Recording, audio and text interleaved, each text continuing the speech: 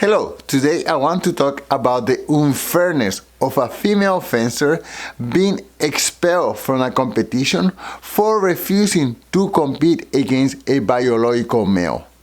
Okay, so here is the story. At a fencing tournament held at the University of Maryland, a female athlete by the name of Stephanie Turner, she was scheduled to compete against this dude called Redmond Sullivan, who is a biological male but who identifies as a woman, and he was competing in the women's division. So, at the moment that the match was about to start, she simply took a knee and took off her mask and told that she was not going to participate.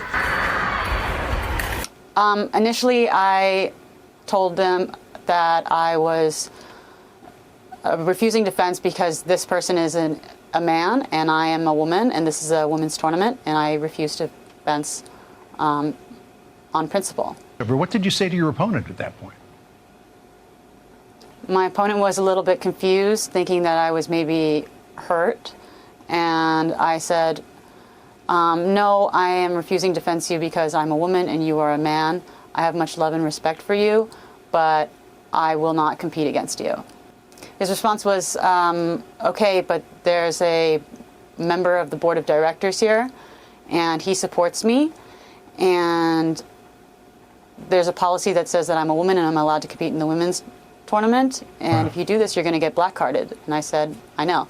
And I think Stephanie is extremely courageous woman to be able to stand up for her belief and for what really makes sense. And I think many women or all female athletes should do the same thing, and this will be the end of this crazy world in which boys are participating against women. So what happens after Stephanie refused to participate in this dude's mental delusion? Well, she was punished. She was punished by the judge. She was punished with the hardest penalty in the sport. She was given a black card, which the punishment is that she was completely disqualified from the competition. So the organization that puts together this fencing competition is called USA Fencing. And what they say... Here's the fencing statement from the USA organization. USA Fencing enacted our current transgender non-binary athlete policy in 2023. The policy was designed to expand access to the sport of fencing and create inclusive, safe spaces. Is that they are simply trying to be inclusive by allowing transgenders to participate in the women's competition. But does that make sense? I mean, a transgender woman is really a man. And by allowing men to come into the women's competition, men that are stronger and faster, they are just basically excluding women from their own game. Okay, so there is a reason why there is a men's division and there is a women's division. It's just because their physical abilities are not the same. Men has a biological advantage. So if you allow biological men to invade the women's spaces, well, the woman will be excluded from their own competition. Of course not. When they use the word inclusion, what they really mean here is exclusion. And the people that they are excluding are women from the women's category, which is exactly what Title IX, it's why the women's sport, I mean, pretty broadly, it's why women's sports were created, to uphold and honor these opportunities for women to succeed, to achieve, to compete. And so when they use this word inclusion, what they really mean is exclusion, Bill.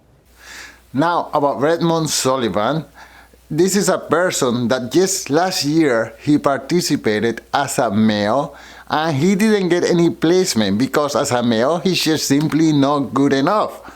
He will never get any trophies, he will never get any placement anywhere. So when he started participating as a woman, he started getting places and he started going up the rank. But here's the thing, if he loves the sport, he can participate in the male competition, or there is another division called the mixed competition where there is a mix of male and female. He had those two places, but no, he decided to participate in the women's division because because he's a bully and because he knows that this is the only way that he could take any placement in the sports. Otherwise, he's just complete zero. Now, what are the political ramifications of this injustice? Emily, is that this was a lifelong Democrat, this woman was. And she said, I changed on this issue alone. She said, I voted red down the ticket this year. It was like waking up to the lies of the mainstream media. And she's not alone.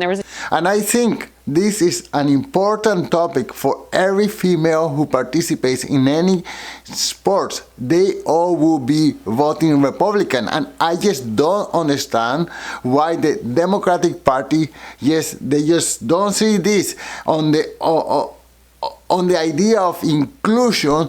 They are damaging 50% of the population of women, for the benefit of a person who has mental illness and who believes that this person is from another sex. This should be just going to, psychiatric treatment instead of just forcing everyone to believe their fantasies.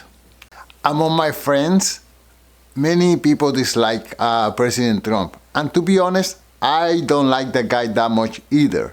Okay? But it is ironic that among the two options, the Democrats and the Republicans, he seems to be the less worse alternative.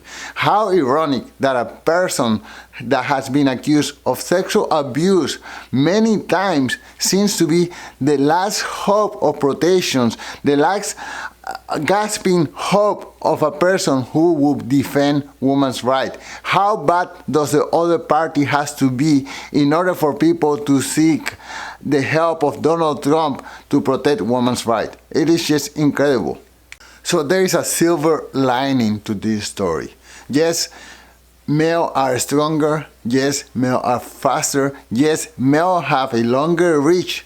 But in this case, Stephanie Turner turned out to be the more powerful person. She turned out to be the most powerful, not because her skill with a sword, but because she took a knee and she refused to fight a man. She refused to participate in this mental sickness. She refused to participate in this ideology. And by doing so, she proved that she was above all this, that she was stronger. And the cherry on the pie is that she got the recognition of the whole world who's watching this. Thank you so much for watching and talk to you soon. Goodbye. Peace.